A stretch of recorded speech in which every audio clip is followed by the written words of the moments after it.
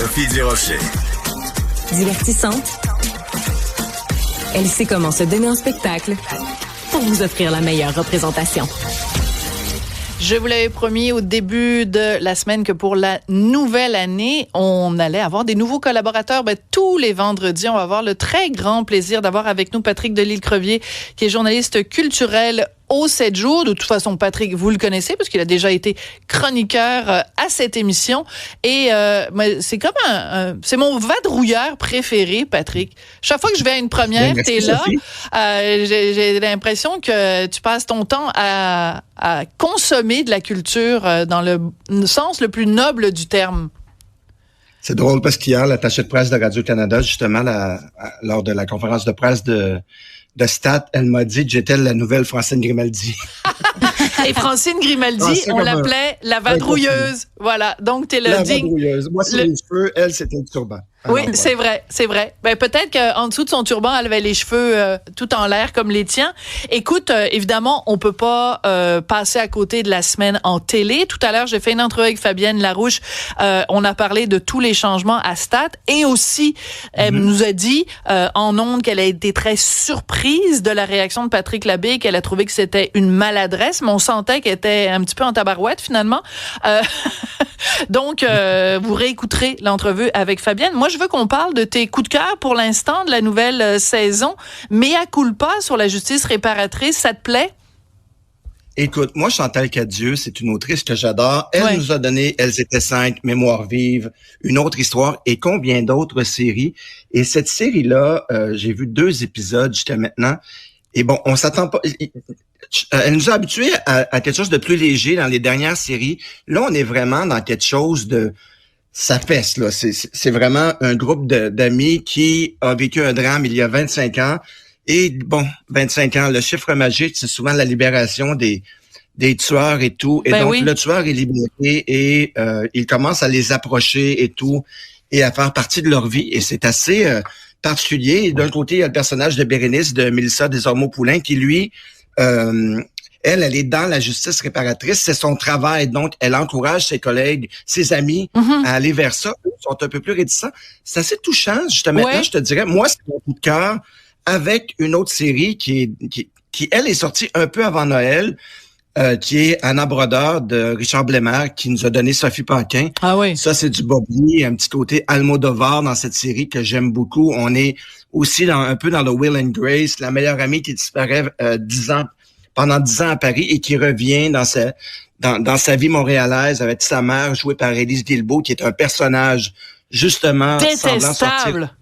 Détestable, mais colorée et pas ennuyante. Oui. On dirait un personnage d'Almodovar et aussi de Blémer, parce que quand on écoute les séries de Blémer, il suffit de penser à Covergirl ou même et les bas de Sophie Paquin. Et je pense qu'il a fait d'Élise Guilbeault sa comédienne fétiche à qui il donne des personnages complètement plus grande nature et souvent exagérés et presque théâtre d'été, mais on aime ça. Donc, c'est mes 2 coups de cœur. Mea culpa, vraiment, c'est beaucoup plus sérieux. C'est de toute autre raison. J'ai très hâte de voir la suite. Mais c'est intéressant de faire une série où on parle de justice réparatrice parce que c'est vraiment un phénomène qui prend de plus en plus de place dans nos sociétés où des gens qui sont victimes sont mis en contact avec des gens qui sont des agresseurs. Des fois, c'est la personne qui les a agressés eux-mêmes. Des fois, c'est simplement ils sont mis en contact avec des gens qui ont fait un crime semblable à celui dont eux ont été victimes. Mais c'est des phénomènes de société Cybèle, c'est ça qui est le fun aussi en télé quand c'est pas juste du divertissement, là, qu'il y a une portée sociale. Et on se dit, moi quand j'ai entendu parler de cette série-là, je me suis on en a parlé souvent de la justice réparatrice, mais comment c'est possible de se retrouver face à face avec quelqu'un qui a peut-être fait du mal, comme pas à toi, mais comme il a fait du mal, comme quelqu'un a fait du mal à ta famille, d'aller dans cet univers-là où tu vois où l'humain s'oblige à vivre quelque chose qui est tellement anormal à vivre, puis tu vas être tellement, genre, je vais être tiraillée à écouter ça. Là, c'est certain à voir le courage que ça prend pour essayer de pardonner. Puis tu sais, on est-tu obligé de pardonner? Est-ce que ça va vraiment Bonne nous question. aider? Ouais. Est-ce que ça nous aide vraiment? Est-ce que comme on peut aller au-delà de ça? Moi, ça va me renverser, c'est certain. Mais il y a beaucoup de gens dans le système de justice qui disent que quand on va à procès, c'est pas nécessairement, on cherche pas nécessairement que la personne soit déclarée coupable, mais on veut que notre parole à nous de victimes soit entendue. Je pense que c'est un petit peu ça aussi, la justice réparatrice. Et dans le premier épisode, il y a justement une jeune femme dont le père a violé la meilleure amie alors qu'elle était enfant. Et elle le retrouve 10 ans plus tard, suite justement à cette justice réparatrice. Et le personnage de Bérénice intervient entre le père et la fille. Et on voit la fille se lève et elle s'en va. Et le père tente de se rapprocher d'elle par la suite. C'est poignant, là. On parle d'un homme qui a violé une jeune enfant, la meilleure amie, et elle s'est suicidée par la suite, et il tente de renouer avec sa fille. C'est complètement... Je pense qu'il y a juste Chantal Cadieux pour être capable d'aller toucher de façon aussi habile et de pointer de cette façon-là un sujet. Alors, j'ai vraiment hâte de voir la suite de cette série-là. Alors ça, on vient de parler de tes coups de cœur. Il y en a qui ont été moins séduits.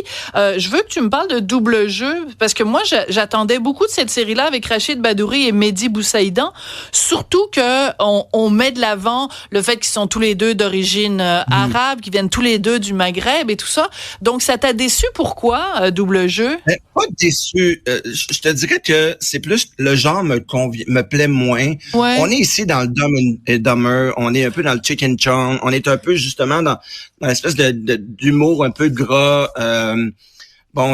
Deux Arabes, deux comédiens qui n'arrivent pas à gagner leur vie en tant que comédiens et qui se retrouvent engagés par la police pour infiltrer une bande de criminels. Donc, à chaque épisode, il y a des artistes. C'est intéressant, mais dans le sens où on est beaucoup plus dans le pipi caca poil humoristique, un peu plus léger. J'ai vu 4 épisodes, ça m'a pas séduit, mais encore là, ça m'a pas déplu. D'accord. On va se quitter là-dessus. On va se quitter sur pipi caca poil, et ce sera notre mot d'ordre pour la télévision québécoise. Moins de pipi caca poil pour faire plaisir à Patrick Delisle-Crevier, qui est journaliste culturel au 7 jours. Je te reconnais, Sophie. Merci beaucoup, Patrick. Merci beaucoup à Hugo Veilleux, journaliste à la recherche, Jean-Philippe Leroux à la mise en onde, Cybèle qui a été ma complice, mais ma complice toute la semaine. Passez une excellente fin de semaine. On a déjà hâte à lundi. Autrement dit, Cube.